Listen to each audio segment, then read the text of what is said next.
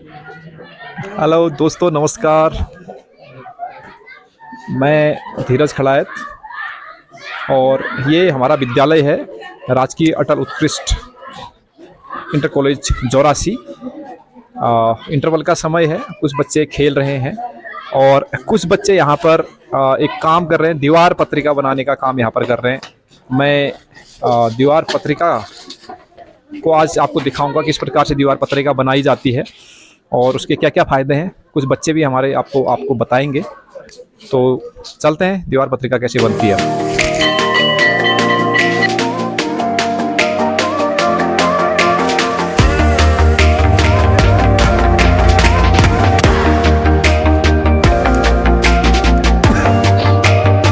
ये देखिए आप, दीवार पत्रिकाएं यहाँ पर बन रही है।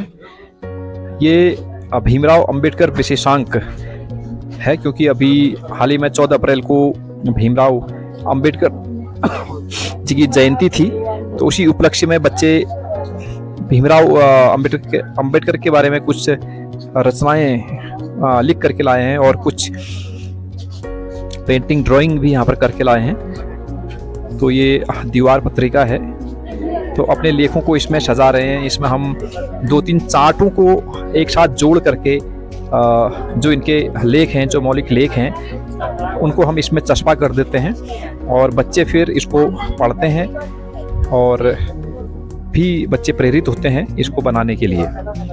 तो ये हमारी अभी टीम है, जो संपादक मंडल, सह संपादक और संयोजक सदस्य जो हैं, तो इसको एक अंतिम रूप देने की कोशिश कर रहे हैं।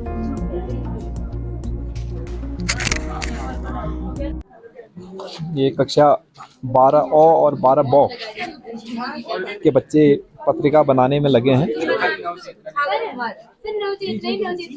हाँ, नव चेतना पत्रिका का नाम है। तो नव चेतना बड़े हेडिंग में लिखो ऊपर से, और थोड़ा सा ना साइड में जगह भी छोड़ना, उसमें संपादक, सह संपादक और संयोजक के नाम आएंगे, वो छोटे में आएंगे नाम। हाँ, और डेट भी आएगी उसमें, ठीक है।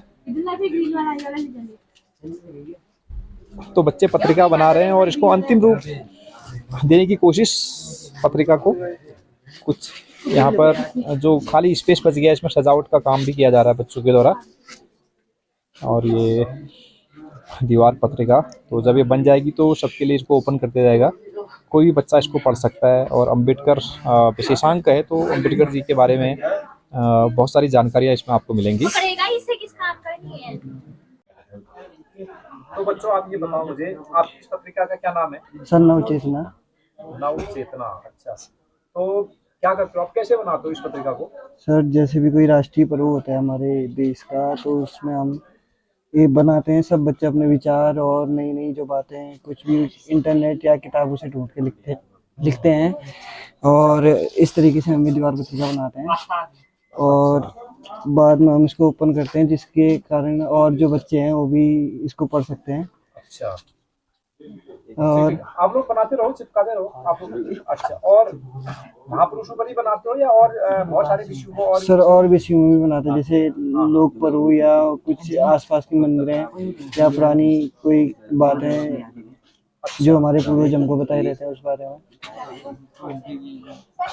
इसको बनाने से क्या फायदा होगा, कुछ मतलब क्या क्या फायदा हो सकता है बच्चों को? सर, जैसे कोई नए बच्चे आएंगे, उनको वो पढ़ सकते हैं या लिख भी सकते हैं इस बातों को, और जो पुराने बच्चे इस विद्यालय से जा चुके हैं उनके नाम भी रह सकते हैं इस विद्यालय में। तो इससे लेखन कौशल, भाषा शैली, इसका भी विकास होगा। Yes sir. अच्छा, ठीक है। तो अभी क्या कर रहे हो, किस चीज से चिपका रहे हो आप लोग ये? सर, एग्जाम में।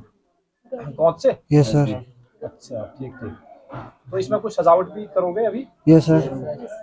अच्छा, तो ठीक है, बहुत बढ़िया। आप लोग कोशिश कर रहे हो यहाँ पर कि अपने मौलिक विचारों को लिखने की कोशिश आप कर रहे हो। Yes sir. विषयों पर ऐसे आप करते रहिए, तो आप इसको बनाइए, ठीक है। Yes sir. आस्था, क्या है आपकी पत्रिका का नाम? सर, डॉक्टर भीमराव अंबेडकर के बारे में लिखा है। कैसे बनाते हो आप इस पत्रिका को? सर, थोड़ा सर अपने मन से, सर थोड़ा किताबों से, थोड़ा इंटरनेट से लेके, और सर थोड़ा यूट्यूब में जाके। तो क्या फायदा होता है इसको बना करके आपको? सर हमें थोड़ी शिक्षा मिल जाती है और सर जो हमें पता नहीं होता है सर उसके बारे में हमें पता चल जाता है। हर और डॉक्टर भीमराव अंबेडकर जी का जन्म, मृत्यु, सन, ये सब हमें पता चलता है।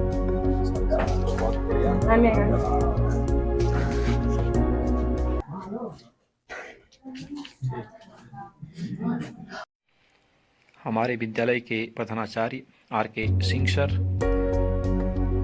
इनके नेतृत्व में पिछले 1 वर्ष से पत्रिका का निर्माण किया जा रहा है और शुभकामना संदेश दे रहे हैं इस पत्रिका के लिए, जो बच्चों के लिए काफ़ी लाभदायक सिद्ध होती है। बच्चे अपने स्किल्स को बढ़ाते हैं, मौलिक लेख लिखते हैं, उनकी रचनात्मकता बढ़ती है। ये दीवार पत्रिका बन करके चुकी है हमारी, और नव चेतना इस दीवार पत्रिका का नाम है। भीमराव अंबेडकर जी के बारे में विशेषांक के बारे में सारी सूचनाएं यहाँ पर लिखी गई हैं। तो इसकी संपादक है आज की अंजलि। तो अंजलि, ये बताइए आपने कैसे बनाया और क्या क्या है इसमें? सर हमारी दीवार पत्रिका का नाम नवचेतना है, जिसे हम धीरज खराज सर जी के नेतृत्व में बनाते हैं। तो इससे हमें बहुत फ़ायदा होता है और जो छोटे बच्चे होते हैं उन्हें भी बहुत फ़ायदा होता है।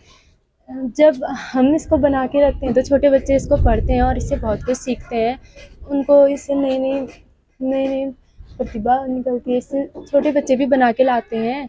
और बिल्कुल बिल्कुल, ठीक है, बहुत बढ़िया। तो आ जाओ, कुछ लोग आगे आ जाओ। यहाँ पर आ जाइए। जब आप काम करने में शर्म नहीं की तो आगे भी आओ ना। आओ, आप भी आ जाओ। अच्छा काम किया है, इस काम को निरंतर बनाए रखें और इन फ्यूचर अलग अलग टॉपिक्स पे इस प्रकार के लेख अगर लिखने से एक तो आपकी लेखन शैली में सुधार होता है, इसके अतिरिक्त तार्किकता हो गया, सृजनशीलता, इस प्रकार के गुणों का विकास होता है। बहुत बहुत बधाई है इन सभी बच्चों को कि नवचेतना पत्रिका का इसी महीने आपने विमोचन कर लिया। अगला अंक फिर अगले माह निकलेगा। आप सभी लोगों को शुभकामनाएं, धन्यवाद। बोरा जी, अम्बेडकर जी के बारे में 2 बात, कोई बहुत रोचक सी बात, कोई बहुत रोचक सी बात, उसमें रोचक सी बात है। आइए ना। ये जो ये दीवार पत्रिका का शुभारंभ आज से नवीन सत्र में हुआ है, मैं आशा नहीं पूर्ण विश्वास भी रखूंगा कि हर महीने ये चलेगा, अलग अलग टॉपिक पर भी चलेगा। और इसमें मैं कुछ आप लोगों आपके लिए खोजी या आपको ही खोज करनी है। अगले दिन हो सकता है इसी सप्ताह इनके बारे में कुछ और आप बना सकते हैं। जैसे इनके द्वारा 1920 से कुछ पत्रिकाओं का संपादन प्रारंभ हुआ था। अब आपको बताना है कि 1957 तक इन्होंने कितने अखबारों का संपादन किया था। पहला मैं बता देता हूँ, 1920 मूक नायक से इन्होंने शुरू किया ना, ये चीज़ें मिल जाती हैं। तो आपके लिए काम है कि इस सप्ताह में खराज जी से भी बात करके या मुझसे भी इनके द्वारा किन किन पत्रिकाओं का संपादन किया था और किन किन प्रमुख आंदोलनों को इन्होंने चलाया था, ये भी आपको देखना है। एक बड़ी भारत शासन अधिनियम था, थोड़ा उसके बारे में पढ़ना, 1919। इसमें एक कमेटी में थे ये कमेटी कौन सी थी, थोड़ा ये चीज़ें हैं, उसे बहुत लंबी है इनके बारे में। इनका नाम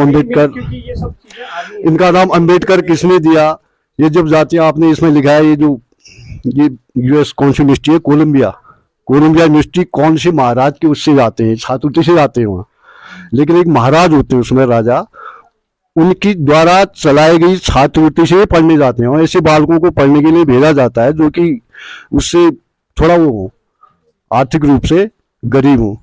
तो ऐसे भी डालिए इनमें, बड़ा मजा आएगा। तो एक जानकारी भी सबको मिलेगी। खराज जी के प्रयासों के लिए एक बार फिर बहुत बहुत धन्यवाद। ठीक है सर। जोशी सर और प्रिंसिपल सर पत्रिका के बारे में बातचीत करते हुए कि इस पत्रिका को कैसे और समृद्ध किया जा सकता है, कौन सी चीज़ें और इसमें इंक्लूड की जा सकती है, किन किन विशेषांकों पर हम पत्रिका निकाल सकते हैं। ये पत्रिका थोड़ा सा अगर इसकी हाइट देखें तो लंबी हो गई है। इसकी लंबी हाइट इतनी नहीं होनी चाहिए कि हम पत्रिका को सर उठा करके ऊपर देखना पड़े। अपने हाइट के अकॉर्डिंग पत्रिका को रखा जाना चाहिए। अगली बार से हम इसका भी ध्यान इसमें रखेंगे। तो विभिन्न बातों पर चर्चा हमारे बच्चों को समझा रहे हैं कि आने वाले समय में आप किस प्रकार से और इसमें लेखन को समृद्ध कर सकते हैं। तो अब मिलेंगे अगले महीने नई पत्रिका के साथ।